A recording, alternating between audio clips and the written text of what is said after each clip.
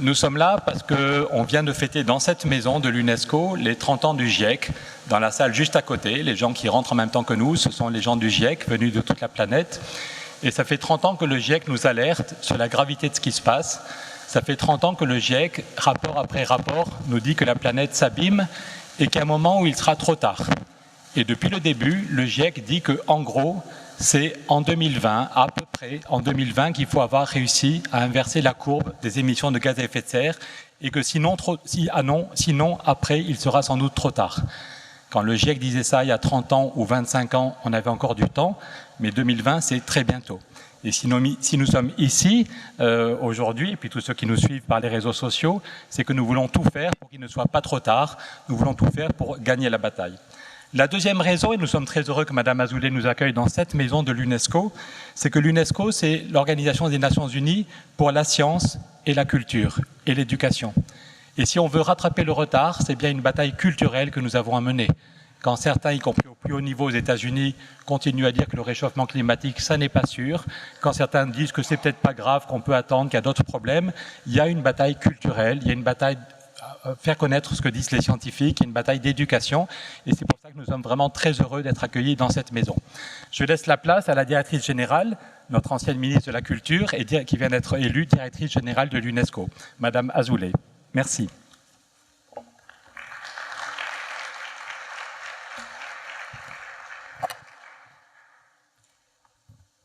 Chers amis, vous m'entendez? Oui. Bonjour à tous, j'espère que vous avez eu le temps de prendre un petit café, que vous n'étiez pas bloqués tous à la sécurité.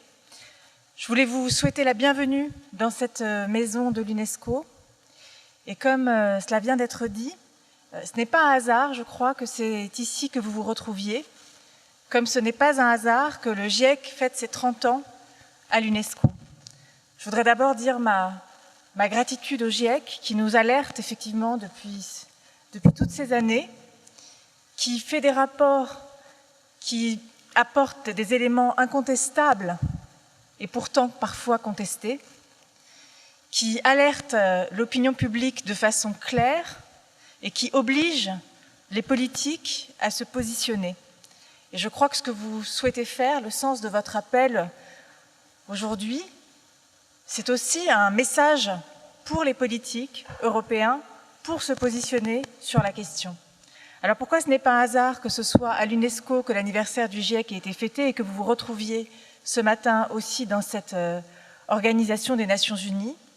C'est parce que l'UNESCO est engagée dans toutes ses dimensions sur le sujet climatique.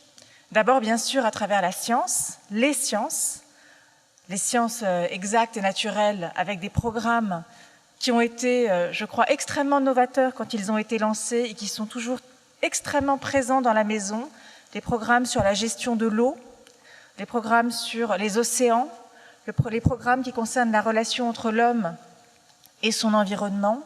Il y a un réseau d'expertise qui se trouve dans cette maison qui doit être encore mieux mis à profit. Et d'ailleurs, je partirai moi-même ce week-end au Brésil, présenter au nom des Nations Unies un rapport sur la gestion de l'eau, qui est un des éléments, bien sûr, fondamentaux dans le sujet climatique.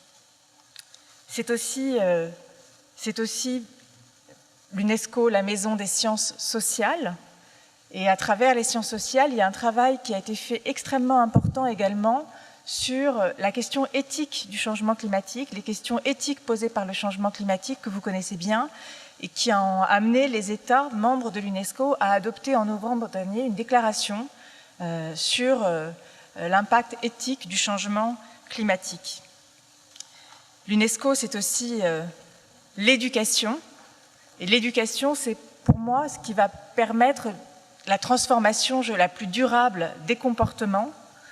Et c'est pourquoi, dans nos programmes d'éducation, dans les conseils que nous donnons au gouvernement, dans la formation des enseignants, nous incluons cette dimension de connaissance de l'effet du changement climatique et de citoyenneté globale, y compris sur l'impact du changement climatique, dans tous nos programmes.